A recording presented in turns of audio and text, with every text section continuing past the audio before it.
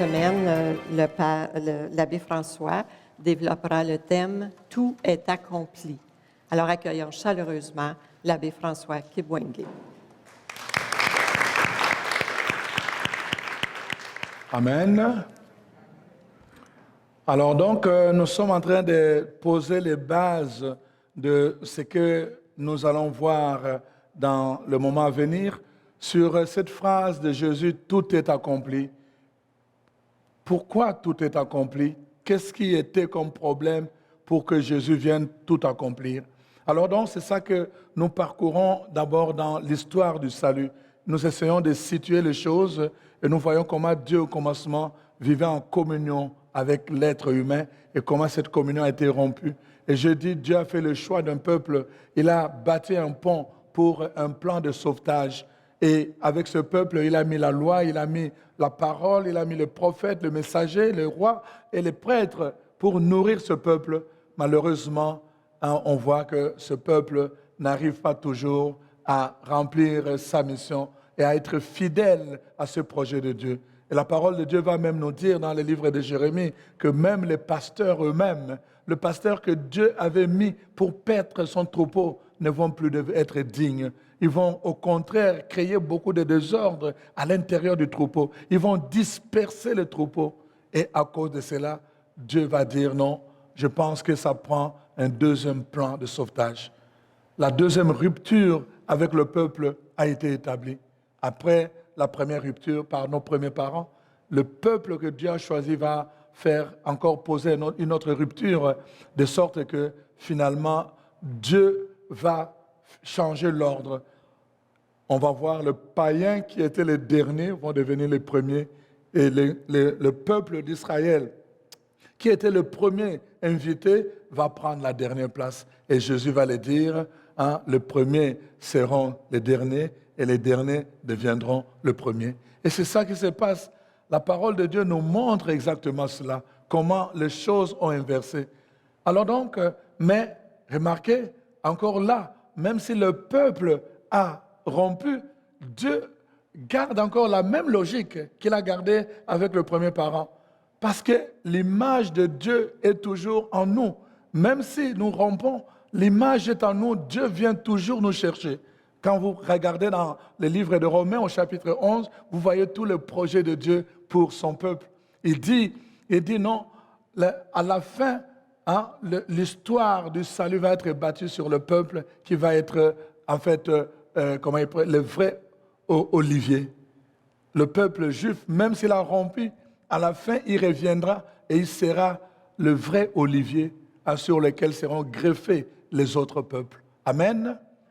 Et on le dit, si vous avez le temps, dans Zacharie chapitre 12, verset 12, vous allez voir la parole de Dieu dit, ils vont voir, d'ailleurs lisez à partir du verset 10 jusqu'au verset 12, vous allez voir la parole de Dieu dit, ce peuple d'Israël, donc à la fin des temps, quand ils vont réaliser, ils vont penser à celui qu'ils avaient transpercé, ils vont fondre en larmes, ils vont pousser des cris de détresse, les cris que pousse une mère qui a perdu un enfant unique. En d'autres termes, ils vont réaliser que c'était la seule chance que Dieu nous avait donnée, l'unique occasion, l'unique voie de salut que Dieu avait mis à notre disposition et nous l'avions écartée. Et ils vont pleurer d'avoir perdu tout ce temps à chercher ailleurs alors que Dieu les avait destinés à être d'abord en première position. Et ils vont pleurer comme une mère pleure son fils unique qui vient de mourir. Amen. Donc la conversion, Dieu prévoit cela déjà pour son peuple, même s'il a rompu la nouvelle alliance, la deuxième alliance, le deuxième pont. Alors donc, c'est comme ça que tout part. Et finalement, Dieu lui-même, toujours par les prophètes, il va déjà prophétiser, c'est-à-dire annoncer à l'avance le troisième plan, qui va être non plus simplement de prophètes, de messagers, mais il va dire, moi-même, je vais venir habiter au milieu de vous. Moi-même, je vais venir habiter au milieu de vous.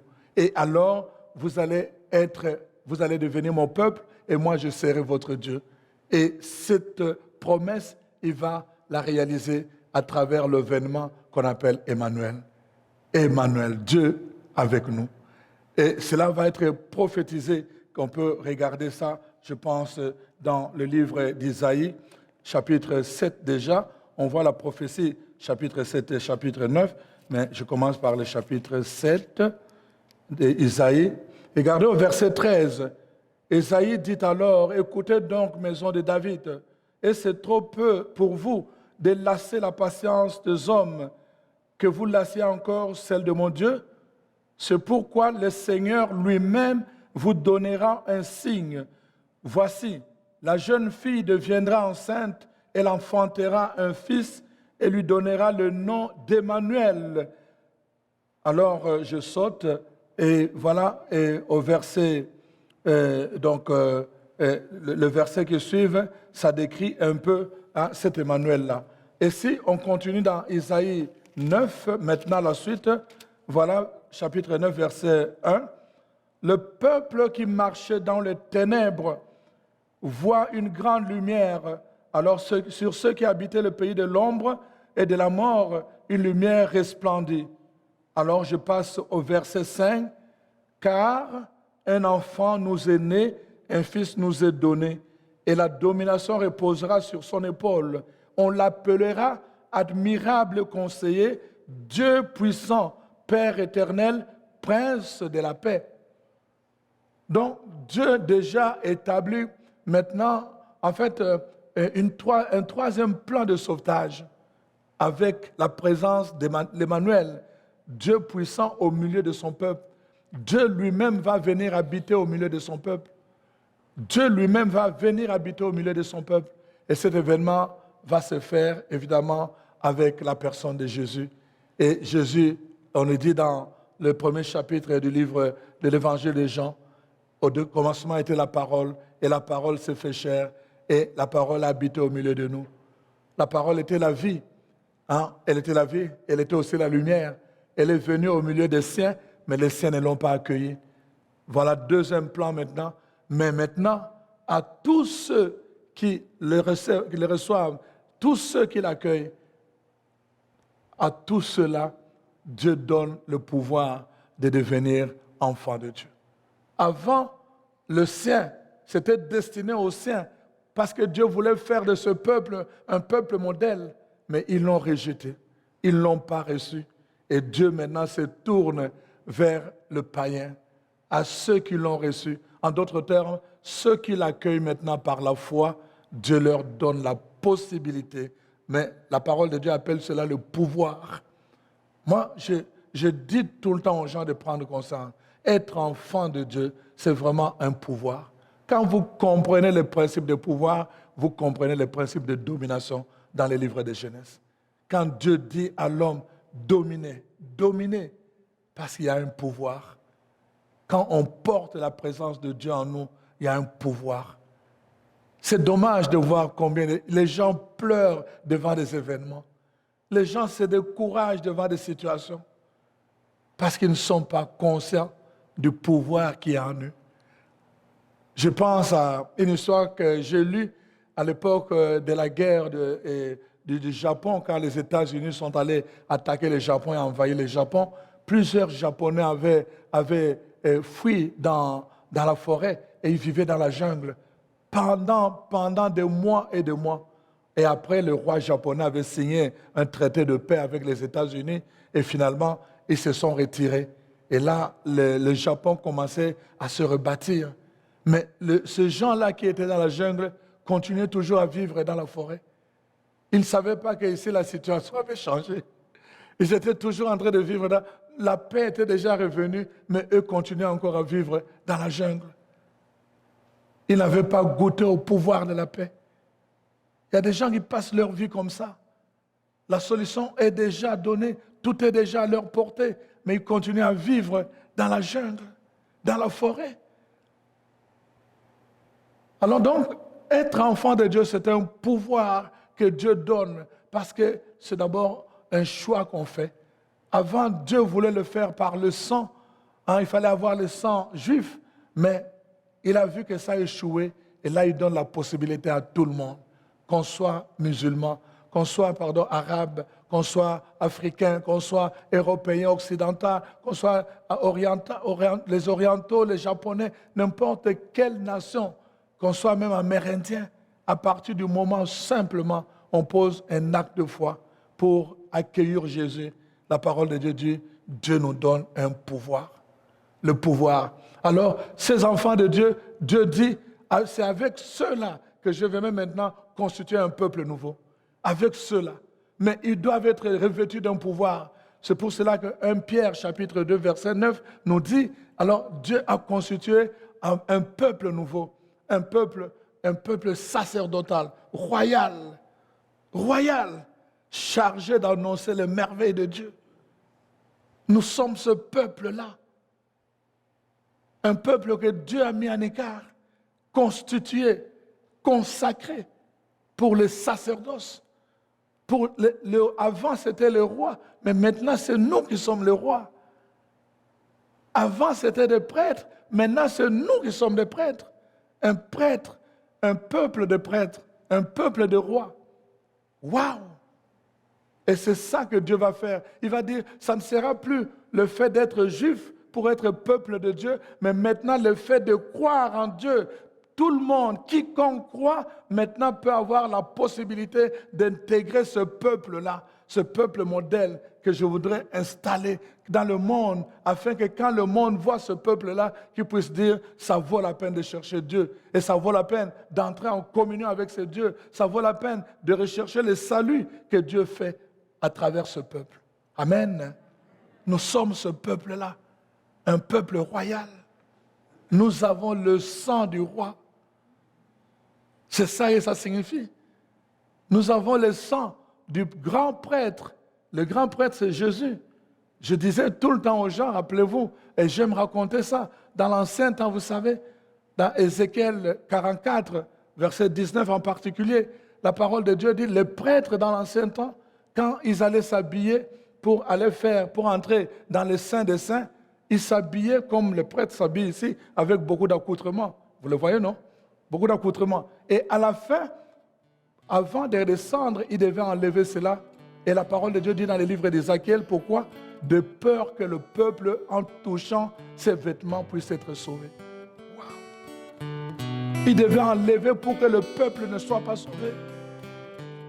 Mais le grand prêtre Jésus, lui, quand il est arrivé, qu'est-ce qu'il a fait? Il a porté son habit et il circulait partout. Tout le monde pouvait venir le toucher. Dans Marc 5, on connaît l'histoire de cette femme à la perte de sang qui est venue toucher son habit et elle était guérie. Là, on devait cacher, mais ici, on pouvait toucher. Amen.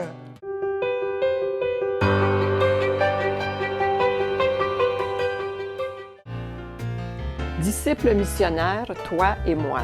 3 nouveaux DVD avec Monseigneur Daniel Berniquet. Être disciple nous amène à devenir missionnaires. La joie est le premier don que nous recevons lors de notre rencontre personnelle avec Jésus. Cette joie naît et renaît dans nos cœurs quand nous découvrons que nous sommes les bien-aimés du Père. Pour commander, détails à l'écran. Voici 3 nouveaux DVD avec le Père Christian Dion, Luc, un évangélisateur pour notre temps. Que veut dire évangéliser? Est-ce faire du neuf ou répéter toujours la même chose? Est-ce que la pauvreté se limite à une question de compte de banque? Détails à l'écran pour commander ces DVD du Père Christian Dion.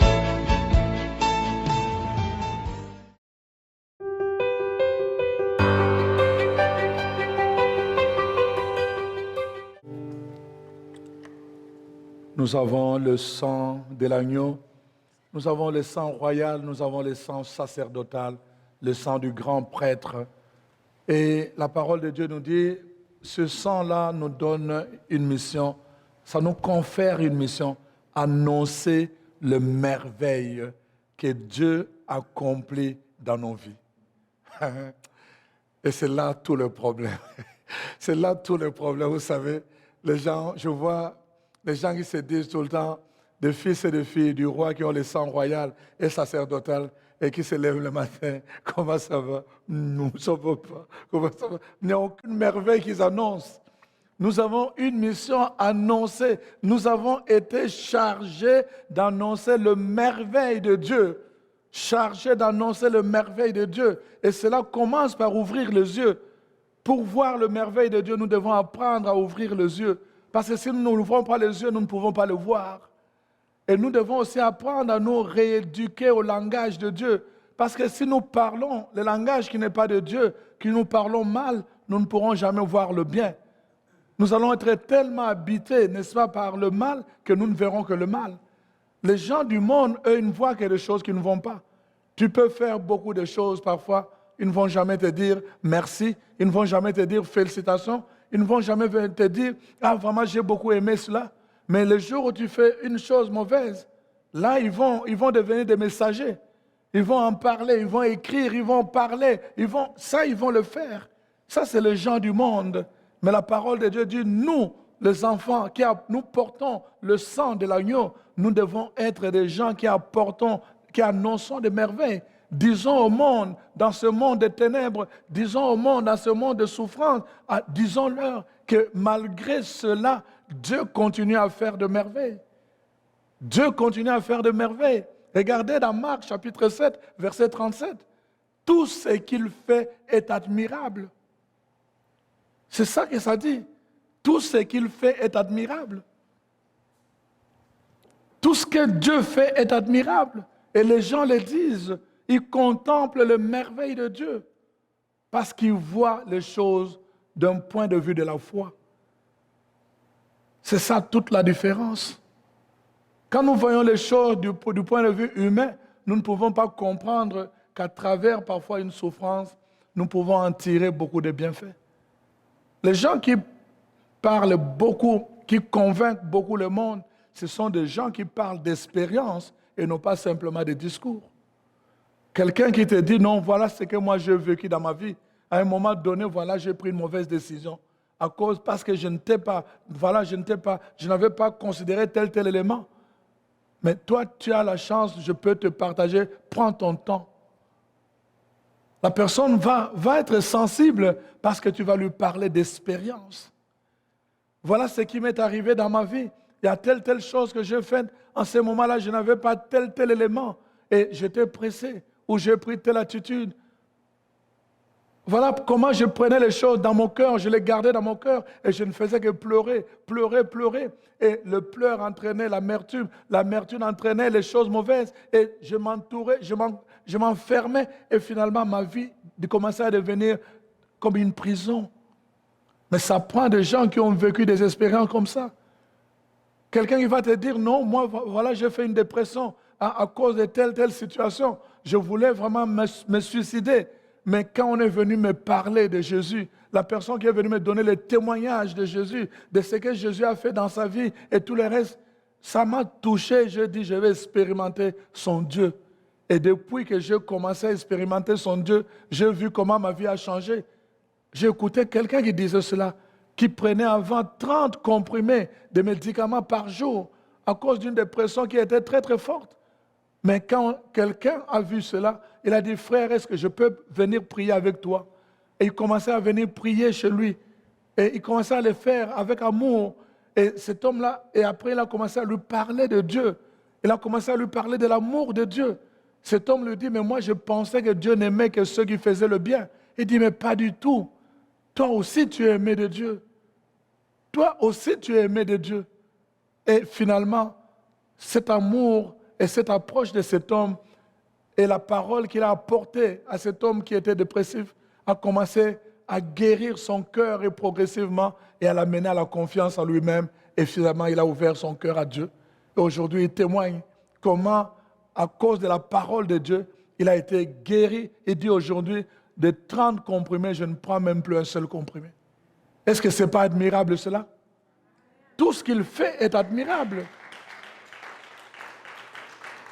On a besoin de gens qui racontent le merveille de Dieu. C'est avec le merveille de Dieu que nous allons convertir les gens. C'est avec le merveille de Dieu que nous allons soulager et réconforter les personnes qui sont mal en point. On a besoin de raconter le merveille de Dieu. On est souvent des messagers de mauvaises nouvelles. Tu as appris, tu as entendu, tu as vu. On est toujours comme ça. Ça nous préoccupe. Mais les merveilles, on n'en parle pas. Le peuple qui porte le sang royal, le peuple qui porte le sang sacerdotal du grand prêtre doit savoir qu'il est chargé d'une mission, raconter le merveille de Dieu, que Dieu est fidèle à sa parole de génération en génération. Il ne change pas. Il ne change pas, que Dieu est préoccupé par notre salut. Dieu est préoccupé, on peut lire d'ailleurs dans 1 Timothée, on va lire 1 Timothée chapitre 2, on va prendre le verset 3 jusqu'au verset 6.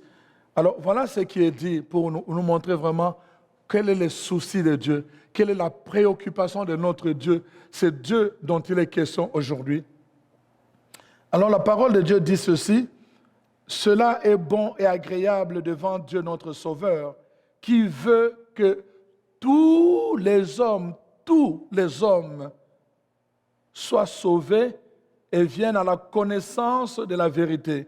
Car il n'y a qu'un seul Dieu et aussi un seul médiateur entre Dieu et les hommes, Jésus-Christ, homme qui s'est donné lui-même en rançon pour tous. Vous m'avez entendu? Qui s'est donné en rançon pour les chrétiens, pour les musulmans, pour les bébés, pour les innocents, pour tous. Waouh! C'est ça notre Dieu. C'est ça la préoccupation de notre Dieu. Il est préoccupé même par le chef, le président impie, même par les gens qui blasphèment, même par les gens qui se disent athées. Dieu a déjà préparé un plan de sauvetage, même pour eux. Même pour eux. Et la parole de Dieu dit, Jésus, lui, a déjà scellé. Ça commence déjà à nous donner, en fait, la compréhension de tout est accompli. Jésus nous a précédés pour sceller ce que Dieu devait faire, afin qu'aucune personne ne soit exclue de ce projet de sauvetage. Aucune personne, quel que soit son passé et quel que soit son style de vie. Ça, c'est une bonne nouvelle. Moi, je considère cela comme vraiment la bonne nouvelle de l'Évangile, la bonne nouvelle de Jésus-Christ. Dieu est préoccupé par le salut de tous. Et on le voit dans Jean 3, verset 16. Il a tellement aimé le monde qu'il a donné son Fils unique.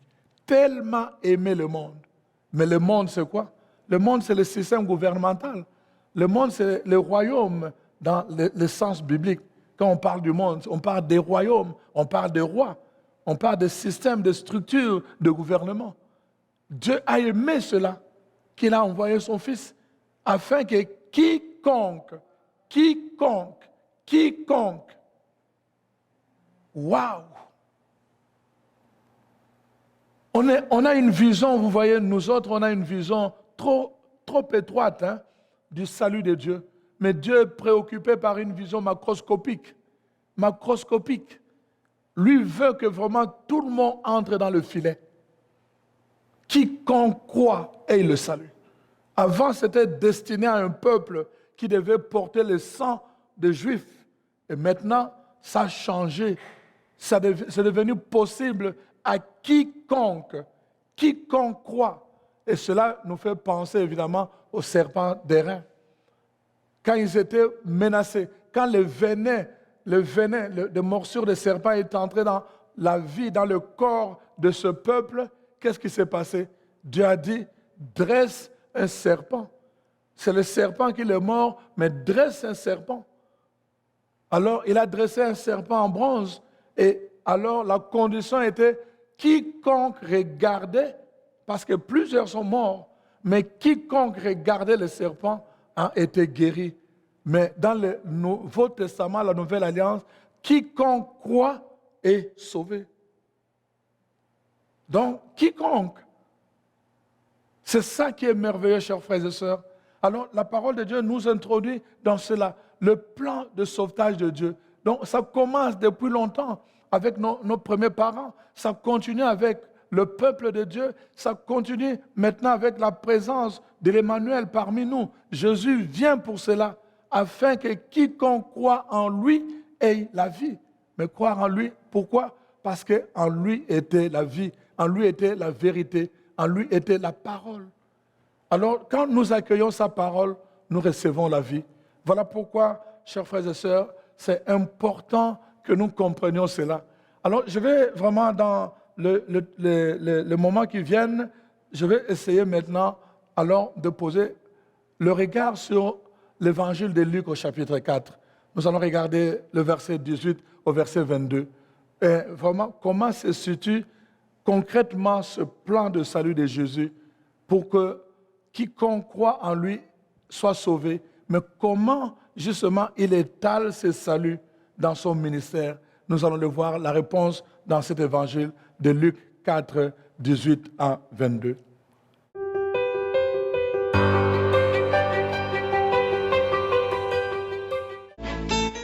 Trois nouveaux DVD avec le Père Yvan Mathieu, Être disciple selon l'Évangile de Jean.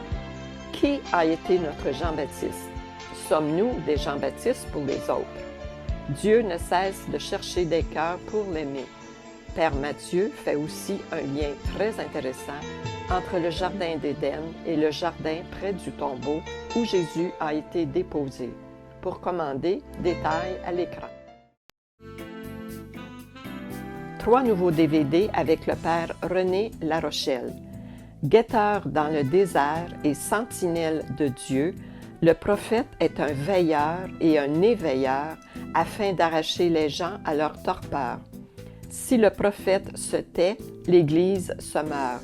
Être prophète, c'est crier la souffrance de Dieu. Pour commander, détail à l'écran.